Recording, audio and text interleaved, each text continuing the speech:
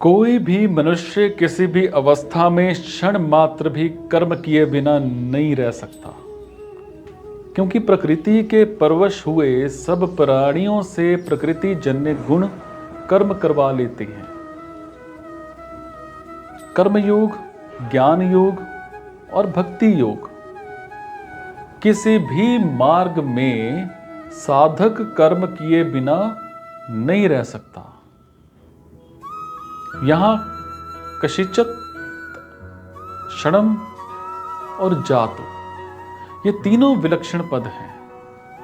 इनमें कशिचित पद का प्रयोग करके भगवान कहते हैं कि कोई भी मनुष्य कर्म किए बिना नहीं रह सकता, चाहे वो ज्ञानी हो या ज्ञानी हो। ज्ञानी का अपने कहलाने वाले शरीर के साथ कोई संबंध नहीं रहता, तथापि उसके कहलाने वाले शरीर से भी हरदम क्रिया होती रहती है। षडम पद का प्रयोग करके भगवान कहते हैं कि यद्यपि मनुष्य मैं हरदम कर्म करता हूं ऐसा नहीं मानता, तथापि जब तक वो शरीर के साथ अपना संबंध मानता है तब तक वो एक क्षण के साथ अपना संबंध मानता है, और तब तक वो एक क्षण के लिए भी कर्म किए बिना नहीं रहता। जातु पद का प्रयोग करके भगवान ये कहते हैं कि जागृत, स्वप्न, सुषुप्ति, मूर्छा आदि किसी भी अवस्था में मनुष्य कर्म किए बिना नहीं रह सकता। और इसका कारण भगवान इसी श्लोक के उत्तरार्ध में अवश्य पद से बताते हैं कि प्रकृति के परवश होने के कारण उसे कर्म करने ही पड़ते हैं। प्रकृति निरंतर परिवर्तनशील है। साधक को अपने लिए कुछ नहीं करना है। जो विहित कर्म कर सामने आ जाए उसे केवल दूसरों के हित की दृष्टि से कर देना है। परमात्म प्राप्ति का उद्देश्य जो है, उद्देश्य होने से साधक निषिद्ध कर्म तो कर ही नहीं सकता। बहुत से मनुष्य केवल स्थूल शरीर की क्रियाओं को कर्म मानते हैं, पर गीता मन की क्रियाओं को भी कर्म मानती है। गीता ने शारीरिक, वाचिक और मानसिक रूप से की गई मात्र क्रियाओं को ही कर्म माना है।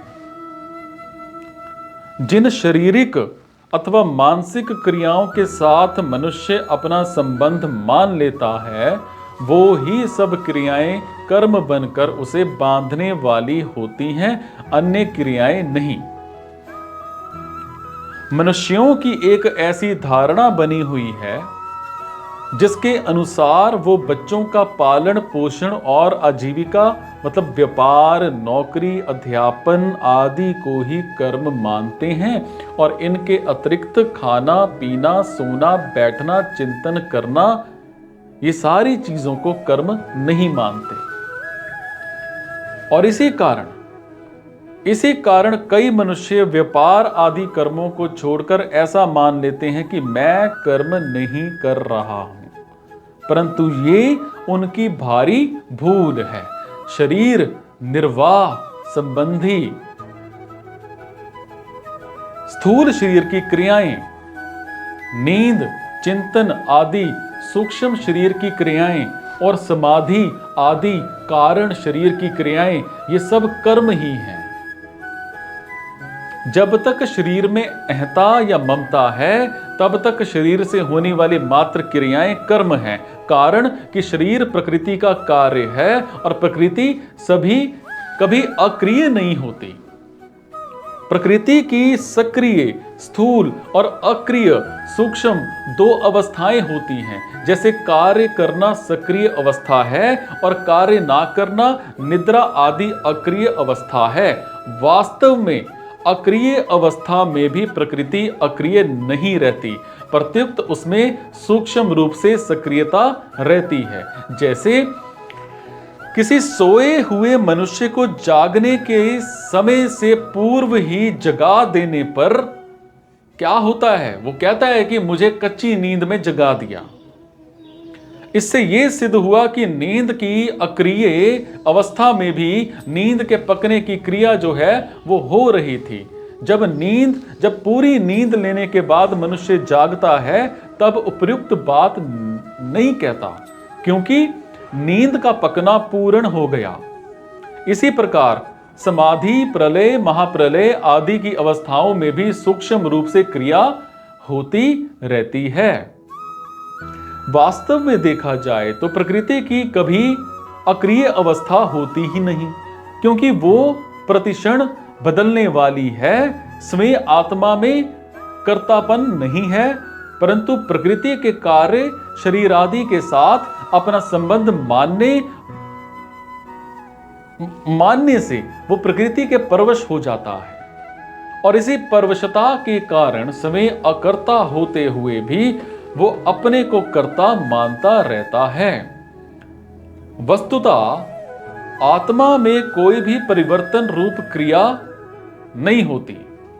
जैसे प्रकृति के द्वारा समस्त सृष्टि की क्रियाएं स्वाभाविक रूप से हो रही हैं, ऐसे ही उसके द्वारा बालकपन, जवानी आदि अवस्थाएं और भोजन का पाचन, श्वासों का आवागमन आदि क्रियाएं और इसी प्रकार देखना, सुनना आदि क्रियाएं भी स्वाभाविक रूप से ही हो रही हैं। परंतु जीवात्मा कुछ क्रियाओं में अपने को कर्ता मानकर बंध जाता है। प्रकृति निरंतर परिवर्तनशील है, पर शुद्ध स्वरूप में कभी कोई परिवर्तन नहीं होता। वास्तव में प्राकृतिक पदार्थों की कोई स्वतंत्र सत्ता नहीं है। प्रतिक्षण बदलते हुए पुंज का नाम ही पदार्थ है। पदार्थों के साथ अपना संबंध मानने से कोई भी मनुष्य किसी भी अवस्था में क्षण मात्र भी कर्म किए बिना नहीं रह सकता।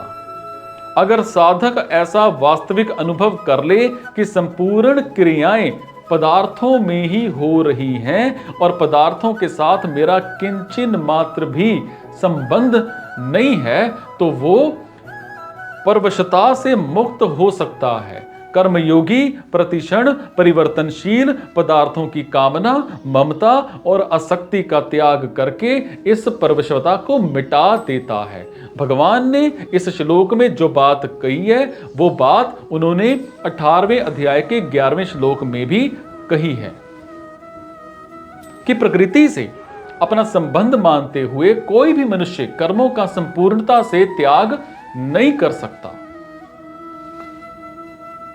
क्रिया मात्र केवल प्रकृति में ही होती है, परंतु प्रकृति के साथ अपना तादात्म्य स्वीकार करने से मनुष्य प्रकृति जने गुणों के अधीन हो जाता है।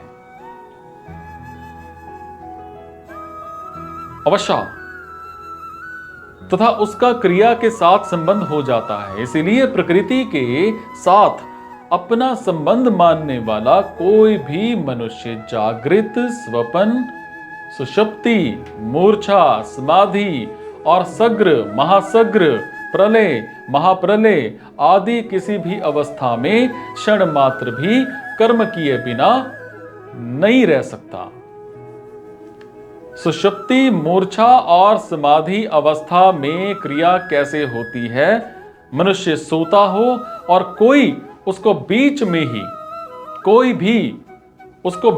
ही मनुष्य सोता हो और कोई उसको बीच में ही उठा दे।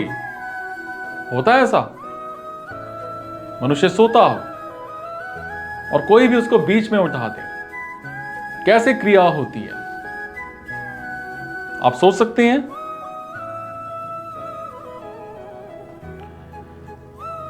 तो वो कहता है कि मेरे को कच्ची नींद में जगा दिया। इससे सिद्ध होता है कि सुषुप्ति के समय भी नींद के पकने की क्रिया हो रही थी, ऐसे ही मूर्छा और समाधि के समय भी क्रिया होती है। पातंजल योग दर्शन में इस क्रिया को परिणाम नाम से कहा है। परिणाम का अर्थ है परिवर्तन की धारा, अर्थात बदलने का प्रवाह। तात्पर्य है कि समाधि के आरंभ से लेकर व्युत्थान होने तक क्रिया होती रहती है। अगर क्रिया ना हो तो व्युत्थान हो ही नहीं सकता। समाधि के समय परिणाम होता है और समाधि के अंत में व्युत्थान होता है। प्रकृति की संपूर्ण अवस्थाओं से अतीत है। सहजावस्था अथवा सहज समाधि सहजावस्था स्वरूप की होती है, जिसमें किंचिन मात्र भी कोई क्रिया नहीं है, क्रिया होनी संभव ही नहीं है। अतः सहजावस्था में परिणाम और व्युत्थान कभी होता ही नहीं। कारण कि क्रियाएं प्रकृति विभाग में ही हैं, स्वरूप विभाग में नहीं। सो कर्म करने में तो हम परतंत्र हैं, पर उनमें राग द्वेष करने में अथवा ना करने में हम स्वतंत्र हैं।